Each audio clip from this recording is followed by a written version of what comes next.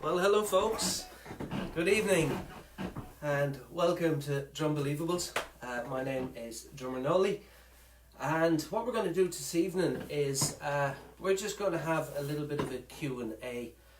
Earlier on today I sent out a message on my Drumbelievables and Instagram, Facebook pages and social media pages, just asking fellow drum believers if they had any questions regarding the rhythms or the tutorials or general drum questions in particular.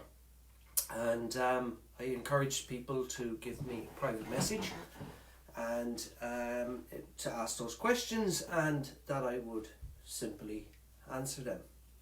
So tonight it's not a drum tutorial in the practical sense or in the performance sense. It is more so to do with the technical and the theoretical side of drumming, which is never to be neglected. Quite often lots of particular drummers and percussionists and teachers will focus on certain aspects of drumming. We like to put in a big full picture in Drumbelievables, not just the performance, not just the knowledge, but also the creative and the interactive, the educational and the historical side, and the origins of world rhythms, world instruments, and various different cultures as well included in that. And as we feel it's important to know the origins of the rhythms, we feel it's vital to understanding different cultures, different countries and their flavour and their offerings and what they bring to music across the world. We never felt in Drumbelievables that it would be right to just glean a particular rhythm and just play it through and have no understanding of where it comes from. So whatever happens in Drumbelievables, we always have, in respect of our community gatherings that is we always have a twofold attack whenever we hold a recreational community evening. We always have the first hour dedicated to the tutorial side of things, where we talk about various different rhythms, how they're played, how they're implied, how they're thrashed out, and how they work in ensemble.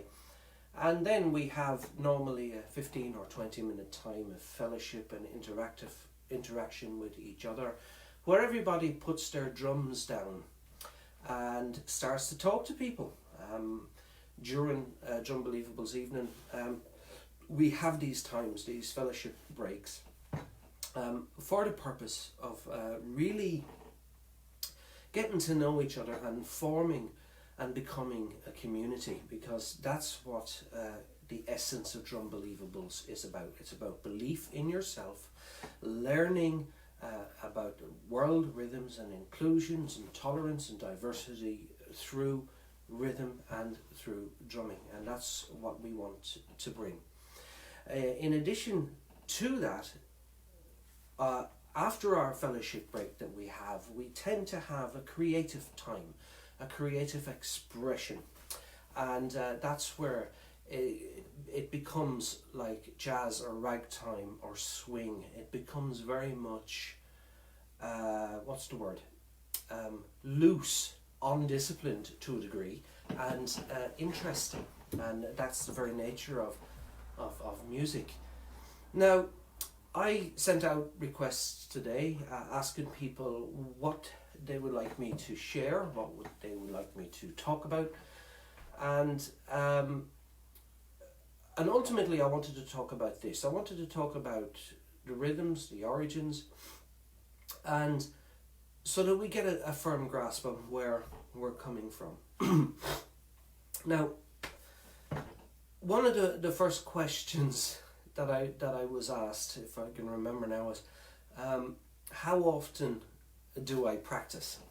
So the question is, how often do I practice?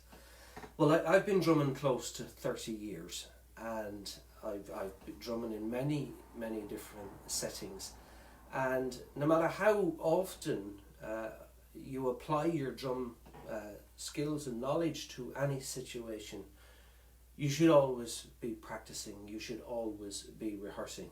Any professional drummer or multi-percussionist that I know would be practicing somewhere in the region of up to 4 hours a day.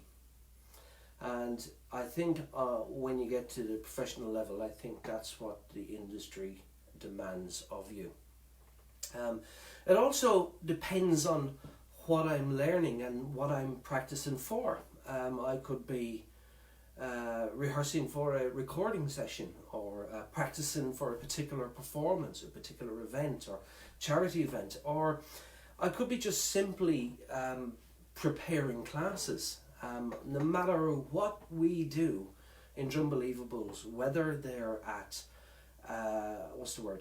whether they're at schools doing transition year, motivational life coaching, or music therapy in learning disability centres, or whether they're in the recreational community setting, no matter what we do, we always prepare lessons. We never go to a place unprepared, and there's always practice that is incorporated in that.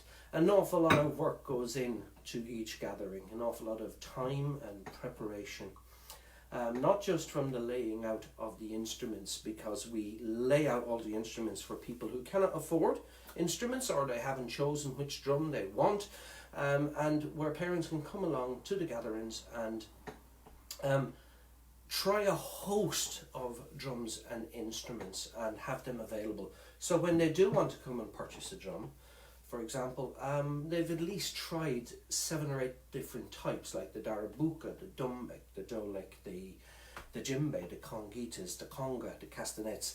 They've tried all of these things in Drumbelievables in the gatherings, so they're having to pay for the instruments, and then they have a better choice, whether it's a bowron or a bendir, which they're going to, which they prefer, which they're more drawn to, and from there they're able to make an informed decision about what drum they purchase. But coming back to the question, the preparation for me is not just the drum rudiments.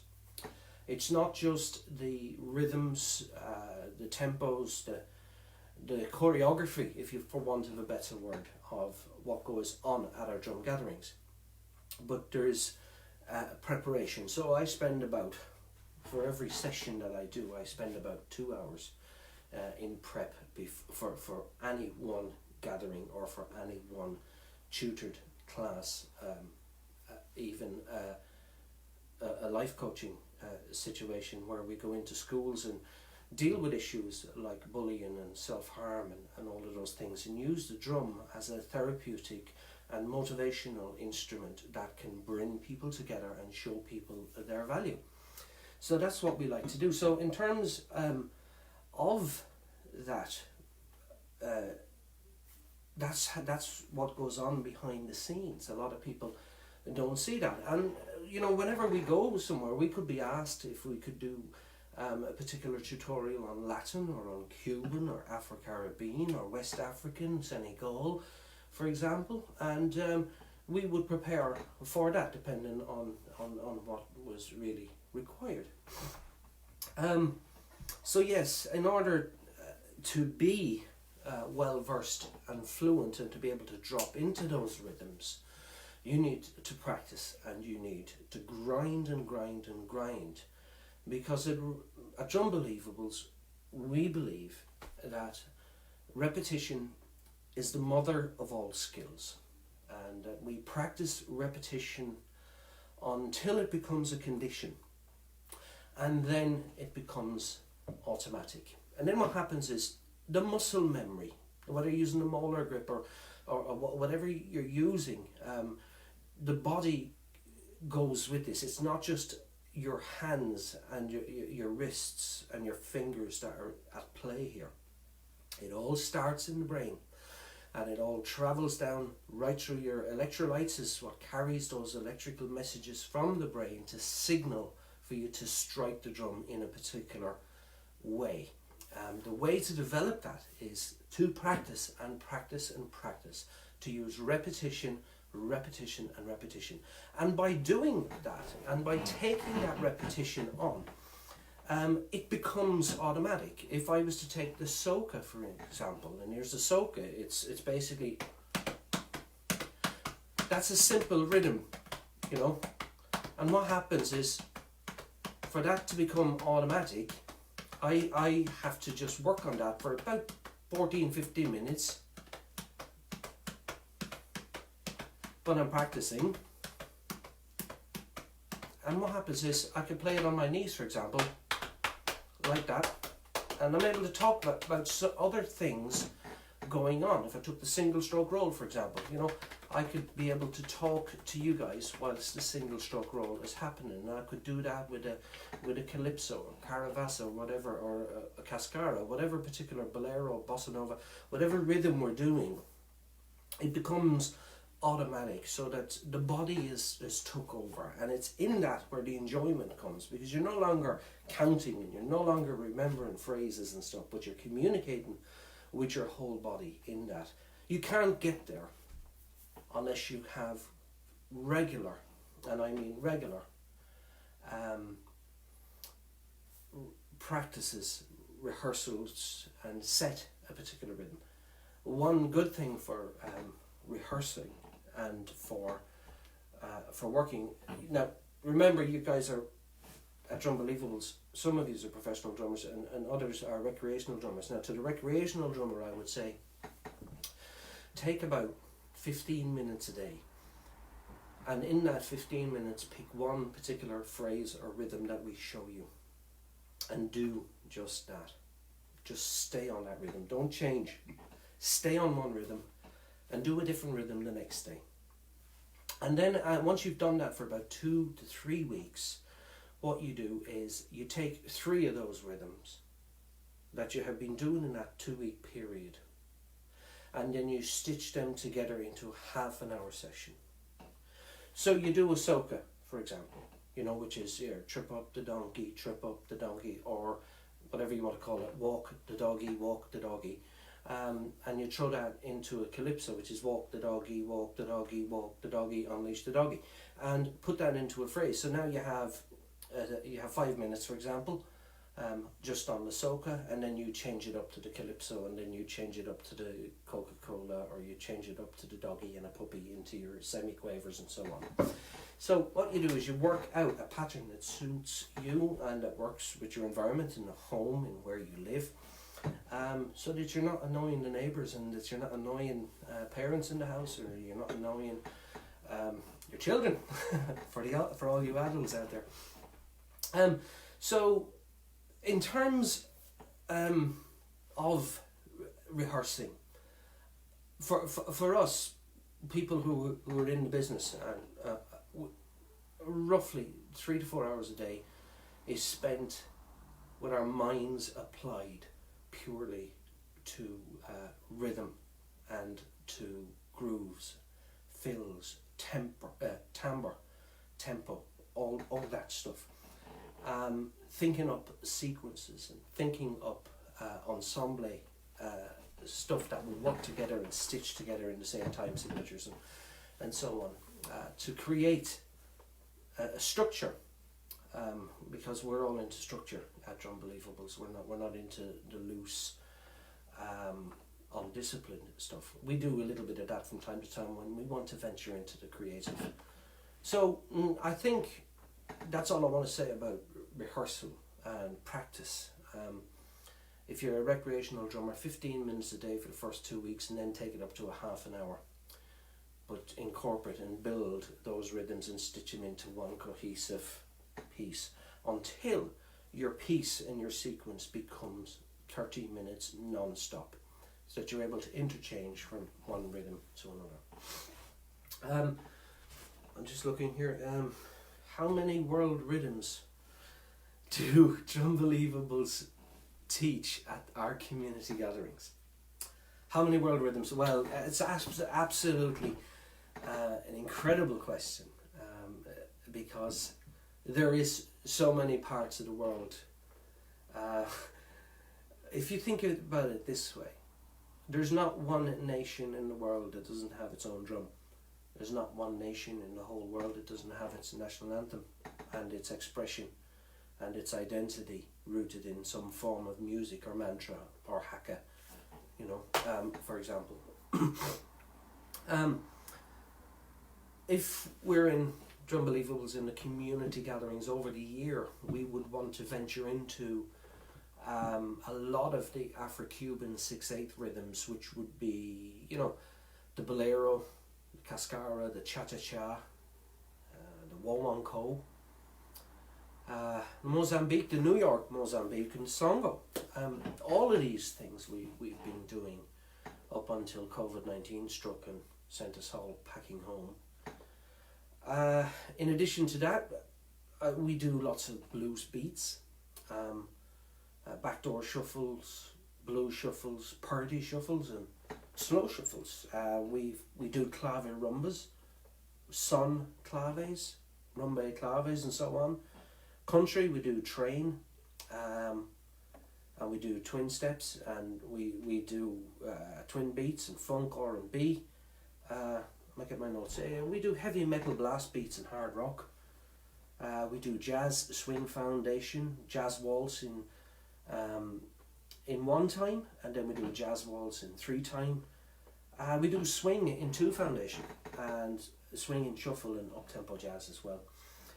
We do odd meter beats, such as the 5/4, the 5/8, the 7/4, the 7/8. We do 16 notes, 18 notes, and we even do surf, bossa novas, calypsos. Now, calypsos are interesting because there's actually 14 parts to a calypso. We do samba, we do soca, and that's even before we get into our Afro-Caribbean, Afro-Cuban rhythms, Venezuelans and Latin and West African mix, or before we go into the Tresillos, which is the sub-Saharan triplets. What we do is we take up quite a lot of these and we work through them during the year, and then we put them into one great big massive cohesive event. Now, before COVID-19 hit us and really put us on the back foot, we had recorded 15 track CD, which we're in the middle of getting mastered, and we're basically had to suspend the production and the publication of that CD, and our manual has been put on hold as well. That goes with it, with all the teaching signs and signals and stuff for people to play along with, and the teaching video even. We have high definition teaching thing and pretty much recorded, and that's all been put on hold. So we did a 3-fold production in terms of merchandise coming out this year, which is really being put on the back foot, and it's really messed us up financially in terms of a business. It's took us way off our target now because we haven't worked in so long, and it doesn't look like we're going to be back even when the schools come back in September. It's going to look pretty bleak, but let's not digress into that. The question was what kind of rhythms do we do, and we had all of these worked out, ready to go into our manual, ready to go into our CD and into our teaching video, and sadly that's not going to happen until later on in the year. Have to get some funds together for that to go into production with copyright and all that stuff that goes with that. That's not your headache, that's my headache.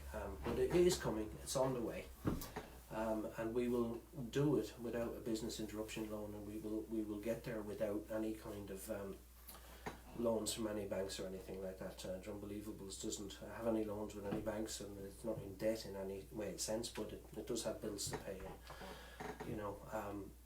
If you just want to help and you just want to support, great, there's a donate button there. We'd certainly appreciate it, and we'd never forget you for it.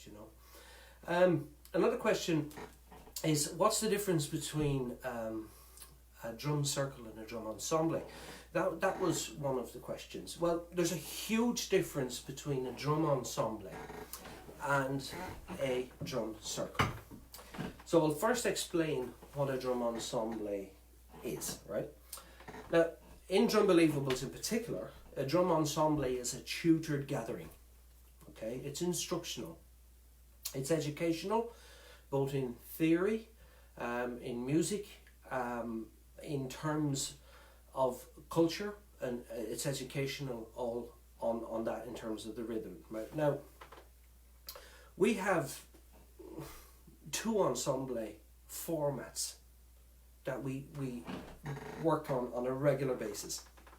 There are 6 and 8 and 12 part ensembles that we do, okay? But in basic terms, the question was, what's the difference between a drum circle and a drum ensemble? Because we at Drumbelievables, we don't refer to what we do as drum circles. We refer to them as drum ensembles. And the reason we do that is it's tutored, right? But secondly, if you think of a hot cross bun, okay, it's in a circle. Now, in our gatherings, we sit in a circle. And the hot cross bun has a cross in the middle of it, okay, which divides the bun into 4 different sections. Now, we call that a cross ensemble, okay? In other words, it's a 4-part ensemble. Now, yes, we do add to that, and we take it up to 6 and we take it up to 8, but just for the explanation, right? There are some drum pieces of music that are purely 4-part ensemble, historically and originally. Okay, I'll get into that in a minute. But there's also some original drum pieces, ethnic musical pieces, that are 3-part ensemble. And we've nicknamed the 3-part ensemble the Merc ensemble. Now, a Merc is a derogatory word for a Mercedes, if you want to call it that. Now, picture the Mercedes sign. The Mercedes sign is a circle, and it has a line going down here, a line going over here, and a line going over here. So in the spaces between the Mercedes sign is 3 different spaces, okay? Those we use to illustrate a 3-part ensemble. The Havana is a 3-part ensemble. And West African rhythms like the basicolo, the kakilamba, the okwara, they're all what we call cross ensembles or hot cross ensembles after the hot cross bun.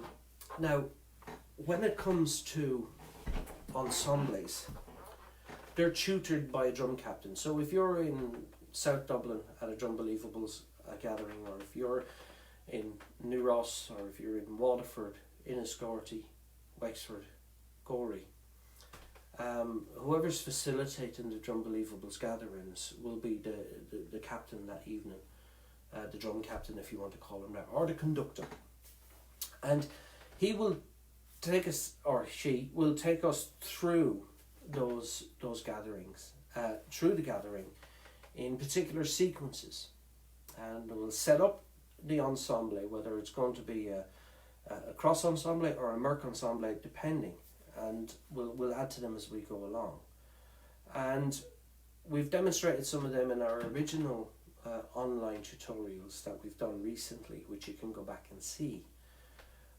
That's why the first night it was just me on my own with the drum, and then I brought in some help for the second one, then I brought in 2 other people to help with the third, is because I'm showing you guys how the ensemble works in what we call cross rhythms.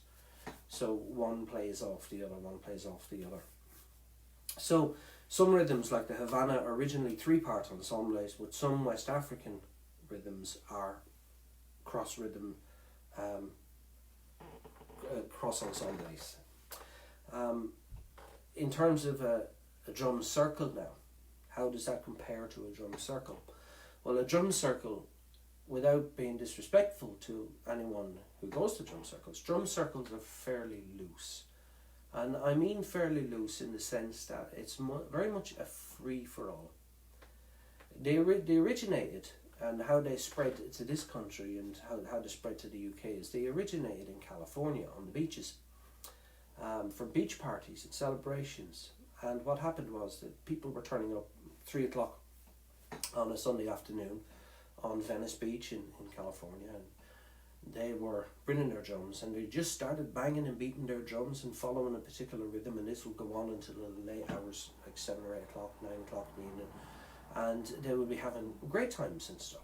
But there'd be no tutor, there'd be no instruction, there'd be no tutorials. It would be a case of you're expected to just catch the rhythm from the person beside you. Now, in the second part of a Drumbelievables gathering, we sometimes go and venture into the creative side and explore rhythm that way. That is a way we do it.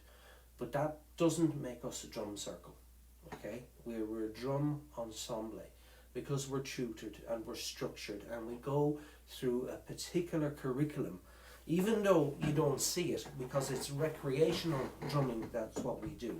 You don't see the curriculum that's there, but the curriculum is there, and we're taking you through it week by week by week. You just don't feel it because we have demilitarized drumming with the phrases like, if you can say it, you can play it, or say it as you want to play it.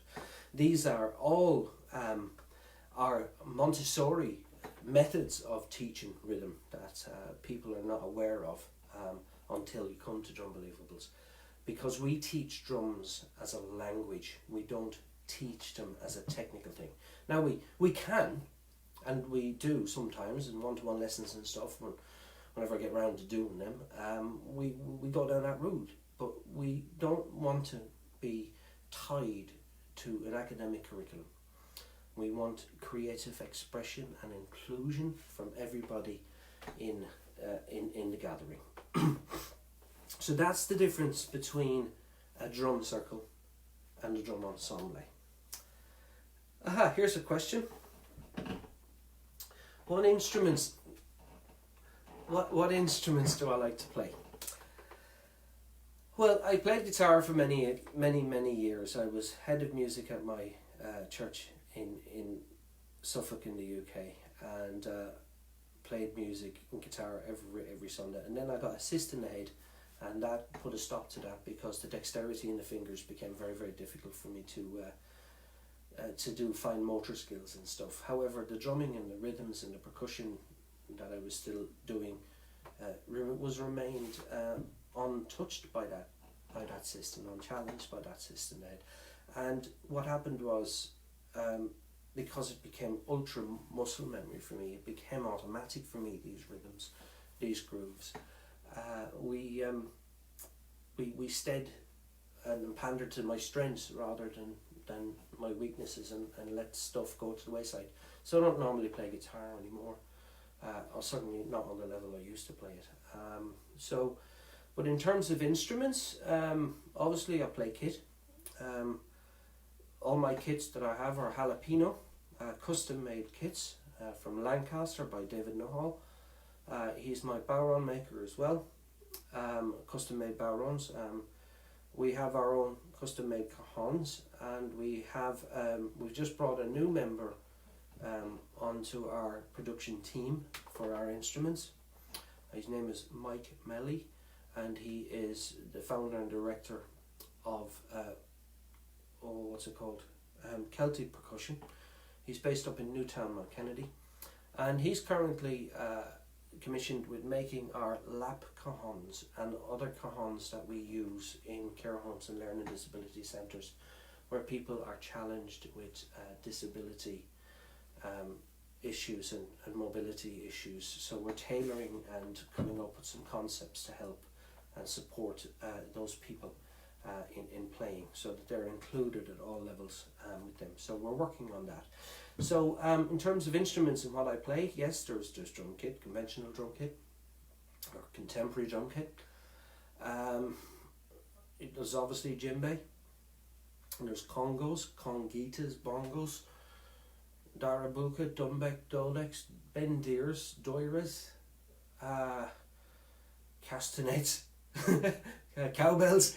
You know, yes, when you're a multi-percussionist or an ethnomusicologist in the sense of you have a love for world rhythms and world culture, you will basically sleep with any drum, in the sense of you will try any drum and you'll make rhythm out of anything.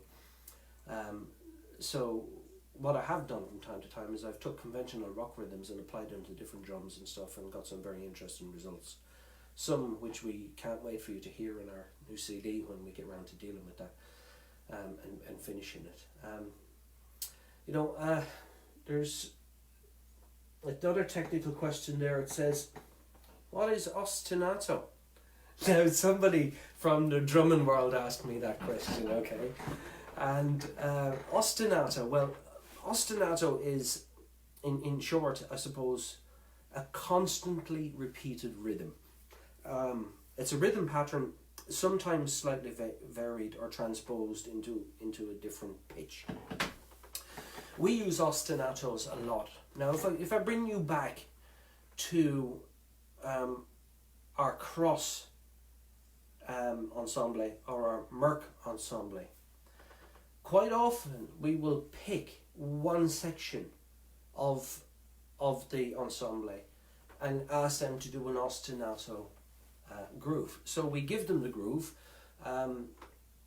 whether it's hand jive, you know, I gave the dog a bone, another bone, yeah, I gave the dog a bone, and get them to hold that and repeat that continuously, okay? And what happens then is that allows section 2, section 3, section 4, or when we number people 1, 2, 3, 1, 2, 3, 1, 2, 3, all the way around, we give all the ones a particular ostinato, and then what we do is we give all the twos another ostinato, and what we do is we build into the cross rhythms that way. So that is exactly what an ostinato is. Now, the other question here is, what is timbre? Well, timbre is a French word for colour, okay?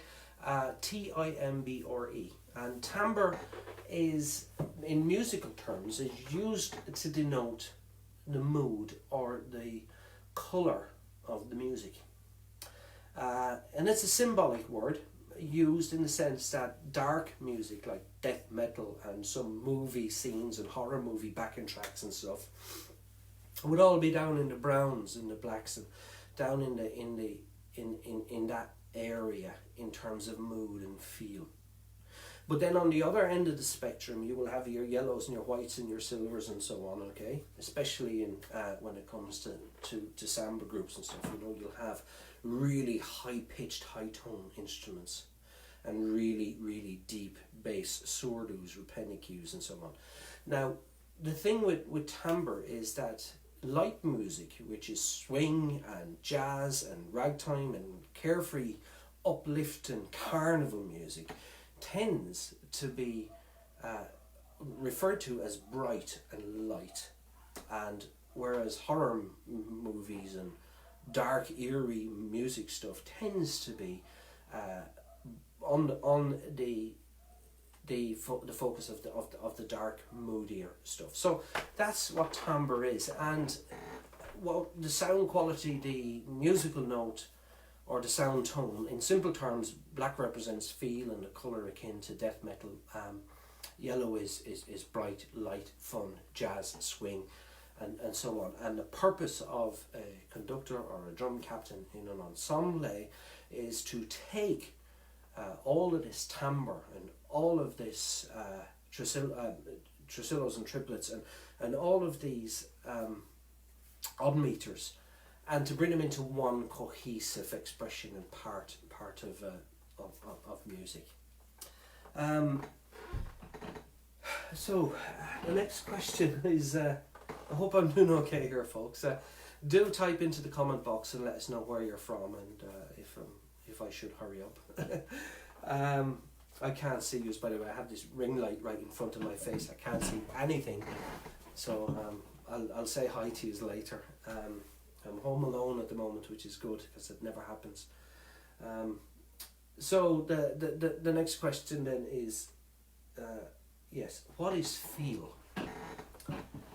Feel. Now, there we go. Now, the study of music or the study of emotion seeks to understand what's known as a psychological relationship between the human affect and music, and field draws upon what's known as significant implications for such areas as philosophy, musicology, music therapy, music theory, and even aesthetics, as well as the acts of musical composition and performance.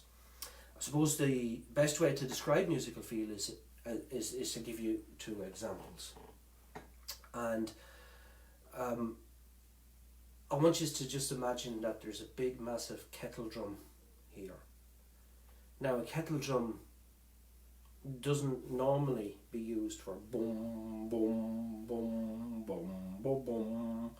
Okay, it can be because it's a very diverse instrument, but it's the rumbles that come from the kettle drum that creates this atmospheric feel. If you look at jazz, if you look at ragtime, if you look at swing, if you look at fusion, and putting them and fusing all of them together, you'll see that feel is integral to releasing endorphins of joy, happiness, and provoking a response emotionally in people. And what you will find is that if you're at a movie and there's an overture and there's a big welling up and a big crescendo with music, it can sometimes bring out a tear, it can sometimes bring joy, it can sometimes bring relief. And what we try to do in the expressive part and the creative part of our Drumbelievables gathering is we try to tap into feel. We don't teach feel, because every single person in Drumbelievables gatherings has something to bring, something to offer. And whether they're bringing a small, tiny little shaker, whether they're bringing a maraca, or whether they're playing a lambeg, or whether they're playing a floor tom, surdo, or repenicu, whatever they're playing, they have something to bring and something to offer. And we let them interpret their own feel and how they interpret the music.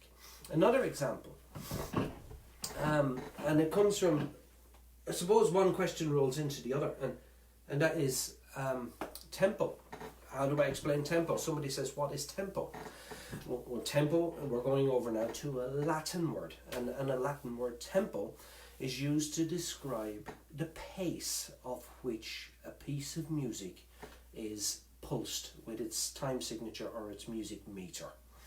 And with tempo, the names for the speeds are, in musical terms, you can have largo, which is really slow, and then you have presto and prestissimo and andante, and there's so many different Latin words for the different tempos that are in music. Okay, but what we want to explain is that tempo is subjective. Okay, if you're a recreational drummer at a recreational gathering, okay, or if you're a busker who plays guitar as a solo artist, you, with your musical expression, you have the right and the freedom and the license to play any song you want at any pace and whatever tempo you want. I might not sound the best if you're not playing it to the one that it was originally designed at, but you get to call the shots, because it's just you and your voice that are playing. Where it gets a little bit more disciplined is when you want to play with a band, because the bass player, the trombonist, the mandolin player, the flute player, the bowline player, or the drum kit player, they all have to play at the same tempo.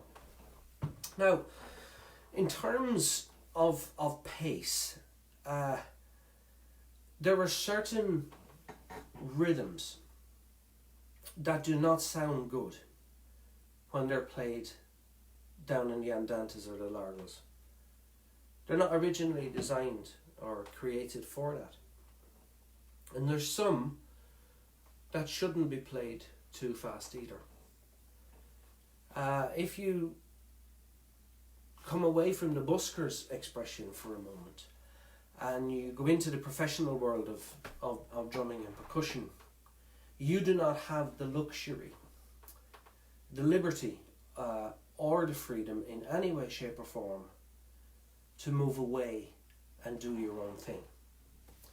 Whilst the Venice Beach drum circle is the maverick of the drum world, where it's undisciplined and does what it likes, okay? If you want to work in the West End, or you know, if you want to be a pit drummer underneath the stage to a West End show, you're going to be working with dots. You're going to be working with musical score and staffs and quavers and crotchets and semi-quavers, hemi-demi quavers, diggy doublets. You're going to be working with all of that jargon. And on the top of the page in the left-hand corner of the musical staff, it's going to say Andante, Largo, Presto, Prestissimo. It's going to give you the feel. It's going to give you the pace and the tempo, what it's meant to be played at, and that is not negotiable. So how do you maintain that, and how do you keep in key with that, is we tend to use metronomes. Now, I use metronomes, but I would only use them during my own personal practice time. Because what happens is, you know, I can jump into 110 or 120, 130 BPM, beats per minute, that is, at the drop of a hat. That comes with experience, that comes with time, but you know, but in terms, if I'm playing along with a metronome, clicking in my ear by Bluetooth or in-ear or fallback or whatever, I have the luxury then of playing before the click, on the click, or after the click. What I prefer to do is to play on the click, and I sometimes venture and change that up a little bit, you know. But in order to get to a particular groove and to get to a particular standard of playing, we come back to rehearsal and we come back to repetition, because repetition is the mother of all skill. And we practice repetition until it becomes a condition, and then it becomes automatic. But in professional drumming and percussion, you do not have the option, or if you're in a band playing in any way, shape or form, you don't have the option of creating your own tempo if the song is meant to be played in a certain tempo itself. And especially when it comes to recording, because if you go into a recording studio and you record at 120 beats per minute, a 6/8 rhythm for example, people who get used to that song and enjoy that song, when they go to hear you live, they're going to want to hear it in the same thing. Because a lot of people, especially with country music, you know, when you have train or twin beats in country, they're set to assist people to dance in time. So if you're doing a salsa rhythm, the salsa rhythms are going to match the dance. They're going to match a certain the polka, you know, and all of this quick step, two step, waltzes, perfect example. So tempo is crucial, and it's not negotiable in that sense, you know. And that's what makes the difference between a drum ensemble and a drum circle, okay, because they can linear increases in tempo and so on at their leisure. They have the freedom to do that because it's no holds barred, and that's the maverick of music, the drum circle. So one of the other questions before we stop, where is it? Sorry, I'm going blind with this thing. What djembes do I recommend? Well, from a professional level, I would play the Remo 15-inch or 18-inch Mondo 3FE fibre skin manual tune djembe. I have them in the black earth and I have them in the moleskin. However, when I'm at the community gatherings and I don't bring the expensive stuff to the gatherings for obvious reasons, them are stuff that I rely on for my professional playing and for works in various different bands and settings and recordings and so on. What I tend to do is I bring the most universally diverse equipment that I can to get real good quality for everyone who uses them in the groups. And for that we use the Toka, and the Toka have a series of djembes which are called the Black Mamba. The Black Mamba is a goat skinned djembe. It comes in 14, it comes in 10, 12 and 14. The 14 and the 12 are and there's I think there's an 8 as well. They're fiberglass weatherproof drum that do not get affected by weather. So if you take it out of a cold van and bring it into a gathering, the skin is not going to be messed with in any way, shape or form by changing room temperature. Also, they're great for outdoor work, so if there's a little bit of drizzle, rain or anything, it's not going to damage the drum in any way, shape or form. Because there's a laminate on top of the drum skin, which protects it from the elements. Plus, it's manually tuned with a spanner, or in drum terms, a tuning key. And that's great because we don't have to get into rope tuning. Now, we do loads of rope tuning. I have loads of rope tuned djembes, Schlagworks and Meinls at the gatherings. But I tend to only have to tune them once a season, you know, and it's just really a Mali weave that we throw onto them. The manual tuned weatherproof djembe, when it comes to congos, when it comes to Latin stuff for Brazilian, we use the Sonar Street Congo. We use the Latin Percussion LP for congos and for conguitas. When it comes to bongos in particular, we like to use Pearl bongos to do a really good bongo, and a really good heavy duty stands as well, because there's health and safety we have to consider at every gathering. With gatherings, we cannot have stands collapsing on fingers and stuff, you know.